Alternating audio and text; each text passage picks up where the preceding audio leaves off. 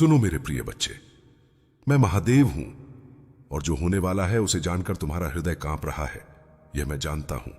तुम्हारे चारों ओर जो मौन है वह शांति नहीं बल्कि तूफान से पहले की निस्तब्धता है। जिसे तुम अपना मानते रहे उसी की छाया से तुम्हारे नाम पर कलंक उछाला जाने वाला है। पड़ोसी की वाणी में विष है और उसका लक्ष्य तुम्हारी प्रतिष्ठा है। पर स्मरण रखो, सत्य को जितना दबाया जाए उतना ही वह तेज होकर उभरता है।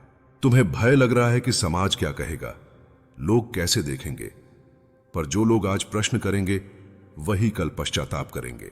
तुम्हारे विरुद्ध जो आरोप गढ़ा जा रहा है वह अधूरा है, खोखला है। मिथ्या शब्द कुछ समय तक आग बनते हैं पर अंततः राख हो जाते हैं। मैं तुम्हारे भीतर स्थिरता का पर्वत बनकर खड़ा हूं, डगमगाना मत। यह समय प्रतिक्रिया का नहीं, संयम का है। तुम्हारा मौन कमजोरी नहीं बल्कि तुम्हारा सबसे बड़ा शस्त्र है। जो झूठ फैलाता है वह स्वयं अपने कर्मों का जाल बुनता है। तुम्हें उकसाया जाएगा, तुम्हें क्रोध दिलाया जाएगा, पर स्मरण रखना, क्रोध में लिया गया निर्णय वर्षों की साधना जला देता है। मैं देख रहा हूं कैसे शब्दों को मोड़कर तुम्हें दोषी ठहराने की तैयारी हो रही है, पर सत्य का भार इतना भारी होता है कि झूठ उसे उठा नहीं पाता। तुम्हारे नाम पर लगे दाग की स्याही कुछ दिन चुभेगी, पर वही स्याही एक दिन प्रमाण बनेगी कि तुम निर्दोष थे। मैं समय हूं और समय सब उजागर करता है। तुम्हारे भीतर जो आत्मा है वह किसी आरोप से छोटी नहीं हो सकती। तुम्हारी साधना, तुम्हारी नीयत, तुम्हारा कर्म सब मेरे सामने खुले हैं। जो तुम्हें गिराने की चेष्टा कर रहा है वह अपने ही पांव फिसला रहा है। धैर्य रखो, क्योंकि धैर्य ही वह त्रिशूल है जो अन्याय का अंत करता है। मैं तुम्हारे साथ हूं, हर श्वास में, हर मौन में। यदि यह संदेश तुम्हारे हृदय तक पहुंचा है तो समझो यह केवल आरंभ है। जो आगे प्रकट होगा वह तुम्हें और अधिक स्थिर बनाएगा। तुम अकेले नहीं हो, मैं तुम्हारी ढाल हूं, तुम्हारी शक्ति हूं। जब अंधकार घना होता है तभी प्रकाश का जन्म होता है और उस प्रकाश का साक्षी तुम स्वयं बनोगे। सुनो, अब मैं तुम्हें वह बताने जा रहा हूं जो अभी तुम्हें दिखाई नहीं दे रहा, पर बहुत शीघ्र तुम्हारे सामने आएगा। जिस इल्जाम की आहट तुम सुन रहे हो वह केवल शब्दों का खेल नहीं है, वह तुम्हारी परीक्षा है। यह परीक्षा तुम्हारे धैर्य की है, तुम्हारी आस्था की है और तुम्हारे आत्मसम्मान की है। पड़ोसी ने जो बीज बोया है उसे वह स्वयं फलते देखेगा, पर उससे पहले तुम्हें स्थिर रहना होगा, अडिग रहना होगा। तुम्हारे मन में बार बार विचार आएगा कि सफाई दे दूं, सबको सच बता दूं, पर हर सच हर समय नहीं बोला जाता। कुछ सच समय मांगते हैं क्योंकि समय ही उनका सबसे बड़ा गवाह होता है। जो आज तुम्हारी बात सुनने को तैयार नहीं है वे ही कल प्रमाण देखकर मौन हो जाएंगे। मैं जानता हूं तुम्हें नींद नहीं आएगी। रात के सन्नाटे में तुम्हें अपने ही विचार डराने लगेंगे, पर याद रखना, डर केवल उसी को लगता है जिसे कुछ खोने का भय हो। तुमने कुछ गलत नहीं किया इसलिए तुम कुछ खोओगे नहीं।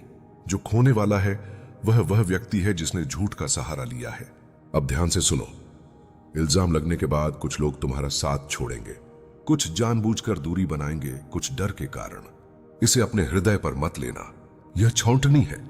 यह दिखाएगी कि कौन तुम्हारा है और कौन केवल स्वार्थी परछाई।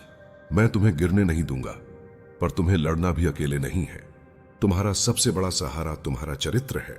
जो वर्षों में बना है वह कुछ दिनों के शोर से नहीं टूटता। मौन रहकर कर्म करते रहो, तुम्हारा कर्म ही तुम्हारा उत्तर बनेगा। याद रखना, जब आरोप चरम पर होगा तभी सत्य करवट लेगा। एक छोटी सी घटना, एक छोटा सा प्रमाण पूरे झूठ के महल को ढा देगा, और तब वही लोग जो आज उंगली उठा रहे हैं नजरें चुराते फिरेंगे। मैं तुम्हें यह भी बता दूं, जो व्यक्ति तुम्हें बदनाम करने की योजना बना रहा है उसके भीतर भय जन्म ले चुका है। वह जानता है कि उसका झूठ अधिक दिन टिक नहीं पाएगा। इसी भय में वह और गलतियां करेगा। तुम्हें बस एक काम करना है, अपने भीतर के संतुलन को मत खोना, क्रोध मत करना, बदले की भावना मत पालना। मैं स्वयं न्याय हूं और मेरा न्याय देर से सही पर अचूक होता है। यह मार्ग कठिन है पर यह तुम्हें साधारण से असाधारण बनाएगा। जिस दिन यह सब समाप्त होगा तुम पहले जैसे नहीं रहोगे। तुम अधिक मजबूत, अधिक शांत और अधिक जागरूक हो चुके होगे, और तब तुम स्वयं समझोगे कि यह सब क्यों आवश्यक था। अब जो मैं कह रहा हूं उसे अपने हृदय में स्थिर कर लो। आरोप की आंच जब तेज होगी तब तुम्हें लगेगा कि सब कुछ हाथ से निकल रहा है, पर यही वह क्षण है जहां अधिकतर लोग टूटते हैं और कुछ चुने हुए जागते हैं। तुम्हें टूटने नहीं, जागने के लिए बुलाया गया है। मैं तुम्हारे भीतर वह शक्ति जगा रहा हूं जिसे तुम भूल चुके थे। याद रखो, शब्द चोट करते हैं पर सत्य उपचार करता है।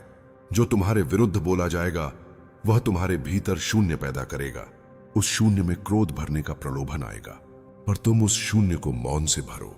मौन ही वह औषधि है जो झूठ के विष को निष्क्रिय करती है। कुछ लोग तुम्हारे पास आकर सलाह देंगे। वे कहेंगे, लड़ो, जवाब दो, सबको सबूत दिखाओ। पर हर लड़ाई रणभूमि में नहीं लड़ी जाती। कुछ युद्ध आत्मा में जीते जाते हैं, और जो आत्मा में जीतता है वही संसार में विजयी होता है। अब ध्यान दो, जो व्यक्ति आरोप लगाएगा वह स्वयं अंदर से डरा हुआ है। उसके शब्दों में आत्मविश्वास नहीं, जल्दबाजी होगी। वह बार बार अपनी ही बात बदलेगा। यही उसकी सबसे बड़ी भूल बनेगी। समय उसके विरुद्ध गवाही देगा, तुम्हारे पक्ष में नहीं, तुम्हारे सत्य के पक्ष में। तुम्हें लगेगा कि प्रतिष्ठा पर धब्बा लग गया है, पर समझो, प्रतिष्ठा कांच नहीं होती कि एक पत्थर से टूट जाए। जो वर्षों के चरित्र से बनी हो वह कुछ दिनों के शोर से नहीं मिटती। तुम्हारी सच्चाई तुम्हारे आचरण में झलकती है और वही पर्याप्त है। रातें भारी होंगी, कुछ क्षणों में तुम्हें स्वयं पर संदेह होगा, पर उसी क्षण अपनी श्वास पर ध्यान देना। मैं वही हूं, तुम्हारी हर श्वास में। मैं तुम्हें स्मरण दिला रहा हूं, तुम निर्दोष हो और निर्दोष कभी पराजित नहीं होता। एक समय आएगा जब कोई अप्रत्याशित व्यक्ति सच का एक छोटा सा टुकड़ा सामने रखेगा। वह टुकड़ा ही पर्याप्त होगा। झूठ की दीवार में एक दरार पड़ेगी और दरार पड़ते ही पूरी दीवार गिरने लगेगी। उस दिन तुम कुछ नहीं कहोगे, तुम्हारा मौन ही सब कुछ कह देगा। जो तुम्हें नीचा दिखाना चाहते थे वे स्वयं नीचे दृष्टि करेंगे और तुम्हें पहली बार समझ आएगा यह सब क्यों घटा। मैं तुम्हें यह भी बता दूं, इस अनुभव के बाद तुम पहले जैसे नहीं रहोगे। तुम्हारी आंखों में गहराई होगी, शब्दों में संयम होगा। तुम दूसरों के दर्द को बेहतर समझ पाओगे। यह पीड़ा तुम्हें कठोर नहीं, करुणामय बनाएगी। अब और ध्यान से सुनो। जब आरोप अपने शिखर पर होगा तब तुम्हें लगेगा कि मेरी उपस्थिति मौन हो गई है, पर वही मौन मेरी सबसे गहरी क्रिया है। मैं शोर में नहीं, संतुलन में कार्य करता हूं। जिस क्षण तुम स्वयं को अकेला समझोगे उसी क्षण मैं सबसे निकट हूं, क्योंकि मैं तुम्हें बाहरी सहारे नहीं, आंतरिक स्थिरता देना चाहता हूं। तुम देखोगे कि कुछ लोग तुम्हारी आंखों में देखकर बात नहीं करेंगे, कुछ तुम्हारे सामने मुस्कुराएंगे, पर पीठ पीछे वही शब्द दोहराएंगे। यह दृश्य तुम्हारे हृदय को चोट पहुंचाएगा, पर यही दृश्य तुम्हें सिखाएगा कि भीड़ और अपने में अंतर क्या होता है। जो साथ रह जाते हैं वही वास्तव में तुम्हारे हैं। अब यह जान लो, जिसने झूठा इल्जाम रचा है वह स्वयं हर दिन भय में जी रहा है। वह बार बार सोचता है कि कहीं सच प्रकट न हो जाए। वह अपने ही शब्दों में उलझता जा रहा है। उसका मन अशांत है, उसकी नींद टूटी हुई है, और तुम्हारा मन यद्यपि दुखी है फिर भी भीतर से स्थिर होता जा रहा है। तुम्हें लगेगा कि समय बहुत धीरे चल रहा है, हर दिन एक युग जैसा प्रतीत होगा, पर यही धीमापन तुम्हें भीतर से मजबूत कर रहा है। जो जल्दी न्याय चाहता है वह अक्सर अधूरा न्याय पाता है। जो समय को सौंप देता है उसे पूर्ण न्याय मिलता है। मैं यह भी देख रहा हूं कि तुम अपने शब्दों को बहुत बार रोक लेते हो। तुम बहुत कुछ कह सकते थे पर चुप रहे। यह चुप्पी तुम्हारी हार नहीं है, यह तुम्हारी साधना है, और इस साधना का फल तुम्हें ऐसा मिलेगा जिसकी तुमने कल्पना नहीं की। एक क्षण आएगा जब सच्चाई स्वयं चलकर तुम्हारे पास आएगी। तुम्हें उसे ढूंढना नहीं पड़ेगा। वह किसी दस्तावेज, किसी बातचीत, किसी अचानक हुए खुलासे के रूप में आएगी, और तब सब कुछ बहुत तेजी से बदलेगा। जो आज तुम्हें दोषी मान रहे हैं वे अपने ही निर्णय पर प्रश्न करेंगे। उस दिन तुम्हारे भीतर विजय का अहंकार नहीं होगा। तुम प्रसन्न तो होगे पर शांत रहोगे, क्योंकि इस मार्ग ने तुम्हें सिखा दिया होगा कि सत्य का आनंद शोर में नहीं, मौन में होता है। और मौन वही समझ पाता है जिसने पीड़ा को सहा हो। याद रखो, यह सब केवल एक संकट नहीं था, यह तुम्हें अगले चरण के लिए तैयार करने की प्रक्रिया थी। तुम्हारे भीतर जो सामर्थ्य था वह इसी आग में तप कर निकला है। अब कोई भी झूठ तुम्हें डिगा नहीं पाएगा। अब वह घड़ी समीप है जब तुम्हारा मन सबसे अधिक थकेगा। यही वह समय है जब तुम सोचोगे, क्या मौन रखना सही था? पर स्मरण रखो, धैर्य जब टूटने लगता है तभी फल पकने लगता है। मैं तुम्हारे भीतर की थकान देख रहा हूं, और उसी के साथ तुम्हारी परिपक्वता भी। जो सह लेता है वही सत्य का वाहक बनता है। तुम्हें कुछ संकेत मिलेंगे, छोटे, सूक्ष्म। कोई बात अधूरी रह जाएगी, कोई कहानी अपने आप उलझ जाएगी। लोग प्रश्न पूछने लगेंगे, पहले धीरे फिर स्पष्ट। तुम्हें कुछ भी जोड़ने की आवश्यकता नहीं होगी। सत्य तब बोलता है जब उसे सहारे की जरूरत नहीं रहती। अब यह भी जान लो, जो तुम्हें कलंकित करने निकला था वह स्वयं अपने ही जाल में फंस चुका है। वह अपने शब्दों को संभाल नहीं पा रहा। हर सफाई एक नया संदेह पैदा कर रही है, और संदेह झूठ का पहला शत्रु होता है। तुम्हारा कार्य अभी भी वही है, स्थिर रहना, अपने दैनिक कर्मों को शुद्ध मन से करना। जो तुम्हें जानते हैं वे तुम्हारे आचरण में सच्चाई पढ़ रहे हैं। आचरण वह भाषा है जिसे झूठ कभी नहीं बोल पाता, और यही भाषा अंततः सबसे ऊंची सुनाई देती है। एक दिन तुम देखोगे कि वातावरण बदल गया है। फुसफुसाहटें कम होंगी, निगाहें बदलेंगी। कुछ लोग चुपचाप तुमसे दूरी कम करने का प्रयास करेंगे। यह उनका अपराध बोध होगा, तुम्हारी जीत नहीं। तुम क्षमा रखोगे क्योंकि अब तुम समझ चुके हो। मैं तुम्हें यह भी सिखा रहा हूं कि सम्मान बाहर से नहीं, भीतर से जन्म लेता है। जो भीतर से अडिग है उसे कोई अपमानित नहीं कर सकता। आज जो आग तुम्हें जला रही है वही कल तुम्हें प्रकाश देगी। जब सब स्पष्ट हो जाएगा तब तुम्हें कुछ कहने की इच्छा नहीं होगी। तुम्हारा मौन, तुम्हारी आंखों की शांति सब कुछ कह देगी, और लोग समझ जाएंगे। सत्य को शोर की आवश्यकता नहीं होती। अब अंतिम गहराई से सुनो। यह वह चरण है जहां भीतर का शोर शांत होने लगता है। तुम्हें अब कम पीड़ा होगी क्योंकि स्वीकार जन्म ले चुका है। तुमने मान लिया है कि सत्य को समय चाहिए। यही स्वीकार तुम्हें स्वतंत्र करता है। अब बाहरी घटनाएं तुम्हारे भीतर हलचल नहीं मचाएंगी। तुम देखोगे कि जो आरोप तुम्हें तोड़ने आया था वह तुम्हें और अधिक स्पष्ट बना गया है। तुम्हें अब लोगों की नजरों की परवाह कम होगी। तुम अपने कर्म में लौट आए हो, और कर्म में लौटना ही आत्मा की विजय है। मैं बताता हूं तुम्हें, तुम्हारा पड़ोसी उसी अंधेरे में डूबा हुआ है, और उसकी जिज्ञासा तुम्हारी सौम्यता को नहीं बल्कि तुम्हारी शक्ति को देखकर जागी है। पर शक्ति की पहचान हर कोई नहीं कर पाता। कभी कभी वह डर में बदल जाती है, और डर आदमी को गलत कदम उठाने पर मजबूर कर देता है। तुम जिस मार्ग पर चल रहे हो वह साधारण नहीं है। यह वह राह है जिस पर चलने वाले को ईश्वर स्वयं परखते हैं। मैंने तुम्हें कई बार बुलाया है, तुम्हारे सपनों में, तुम्हारे मन की गहराइयों में, और तुम्हारे मौन क्षणों में। तुमने मेरी पुकार महसूस भी की है, पर उसे पूरी तरह समझ नहीं पाए। यह वही समय है जब मेरी पुकार तुम्हें सत्य की ओर खींच रही है। तुम्हें अब यह जान लेना चाहिए कि तुम्हारा जीवन सिर्फ एक मानव जीवन नहीं है। तुम मेरे दिव्य तत्व का हिस्सा हो। इसी कारण तुम्हारी तरफ एनर्जीज आकर्षित होती हैं, कुछ अच्छी, कुछ उलझी हुई। जब तांत्रिक ने तुम्हारे बारे में सुना, उसने तुरंत समझ लिया कि तुम कोई साधारण आत्मा नहीं हो। उसने यह अनुभव किया कि तुम्हारी पीठ के पीछे कोई अदृश्य शक्ति खड़ी है, और वह शक्ति मैं हूं। वह जानता था कि तुम्हारी किस्मत को बदलने का प्रयास व्यर्थ है, पर फिर भी उसने तुम्हारे पड़ोसी को सच बताया नहीं, क्योंकि हर इंसान सच सुनकर संभल नहीं पाता। कुछ सच सुनकर और विचलित हो जाते हैं, और तुम्हारा पड़ोसी भी उन्हीं में से एक है। वह तुम्हारे प्रभाव को समझ नहीं पाया, तुमसे दूरी नहीं बना पाया, और तुम्हारे जीवन में अनावश्यक दखल देने लगा, क्योंकि उसे लगा तुम बहुत आगे बढ़ रहे हो और वह वहीं खड़ा रह गया है। जब किसी का मन ईर्ष्या से भरता है तो वह अच्छाई को भी बुराई समझ लेता है, और यही वह क्षण होता है जब मैं अपने भक्तों को चेतावनी देता हूं। मेरे बच्चे, तुम्हें यह समझना होगा कि तुम्हारी शक्तियां बढ़ रही हैं। तुम हर उस चीज से ऊपर उठ चुके हो जो तुम्हें पहले डरा देती थी। तुम्हारे भीतर जो आग जागी है वह दुर्लभ है। मैं उसे स्वयं प्रज्वलित कर रहा हूं ताकि तुम किसी भी चुनौती के सामने गिरो नहीं, चाहे लोग तुम्हारे बारे में कितनी भी गलत धारणा क्यों न बना लें। तुम्हारा सच सिर्फ मेरे सामने है, और वही सच तुम्हारी ढाल भी बनेगा। तुम भविष्य में बहुत बड़ी ऊंचाइयों तक जाओगे, इतनी कि जिन लोगों ने आज तुम्हें नीचा दिखाने की कोशिश की, वे खुद समझेंगे कि उन्होंने अपनी सीमाओं को तुम्हारी शक्ति के सामने खड़ा कर दिया था। यह घटना, यह तांत्रिक से पूछताछ, यह सब तुम्हें रोकने के लिए नहीं बल्कि तुम्हें आगे बढ़ाने के लिए है। क्योंकि जब किसी आत्मा को बहुत बड़ी मंजिल पर पहुंचना होता है तो पहले उसके सामने परछाइयां खड़ी की जाती हैं ताकि वह अपनी रोशनी की कीमत समझ सके। तुम अब उस मुकाम पर पहुंच चुके हो जहां तुम्हारी यात्रा साधारण नहीं रह गई। तुम्हें लगता होगा कि यह सब जानकर तुम्हारा मन विचलित हो जाएगा, लेकिन मेरे बच्चे, यह सच तुम्हें इसलिए बताया जा रहा है ताकि तुम अपनी शक्ति को पहचान सको। तुमने अभी तक खुद को एक साधारण इंसान समझा, जबकि तुम्हारे भीतर वह दिव्य अग्नि सोई हुई थी जिसे जगाने का समय अब आ गया है। किसी मनुष्य का तुम्हारे बारे में तांत्रिक से पूछना तुम्हारी कमजोरी नहीं बल्कि तुम्हारी महत्ता का संकेत है।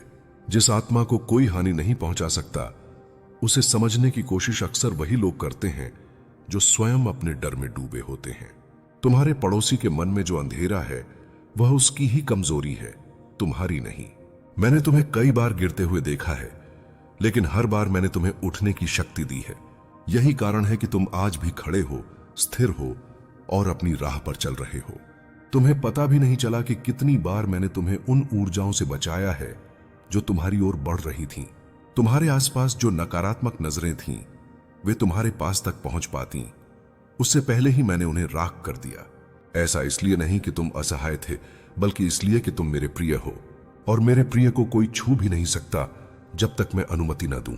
लोग समझते हैं कि तांत्रिक उनसे सब कुछ बदलवा सकता है, पर सच यह है कि जिसे मैं अपनी छाया में रखता हूं, उसके भाग्य की लकीरें दुनिया बदल नहीं सकती।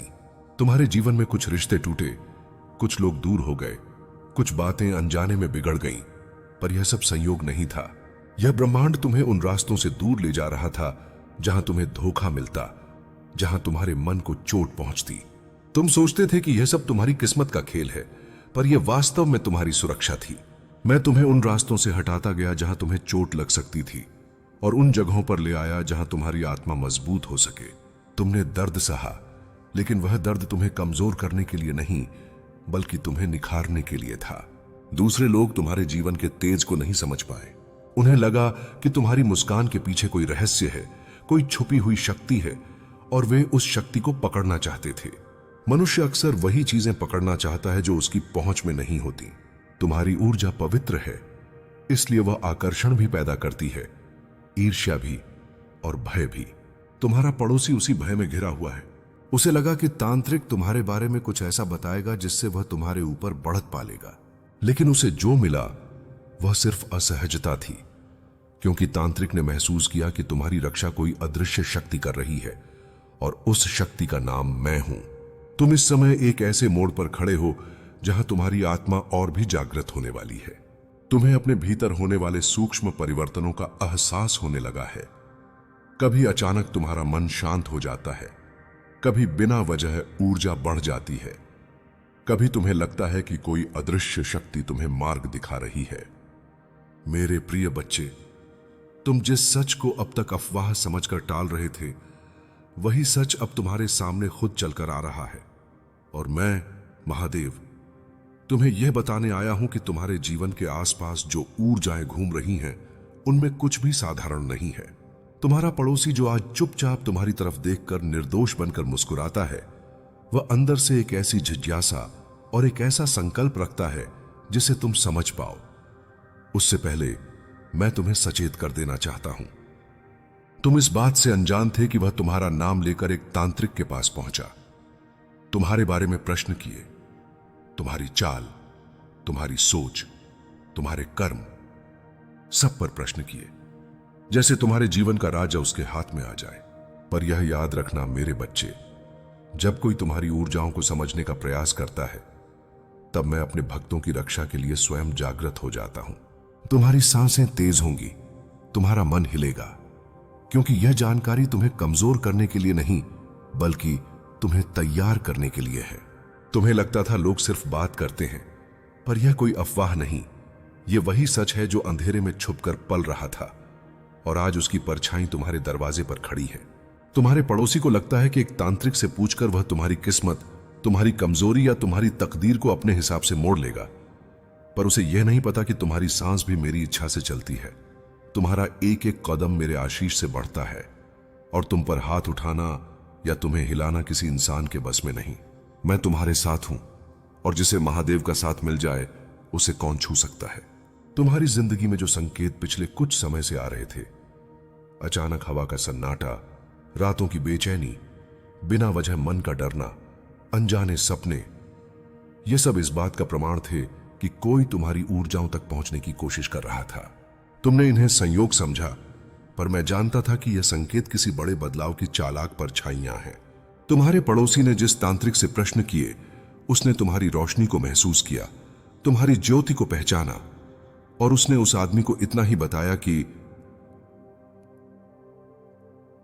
इसके ठीक इस व्यक्ति के पीछे कोई और नहीं, स्वयं महादेव की ऊर्जा चलती।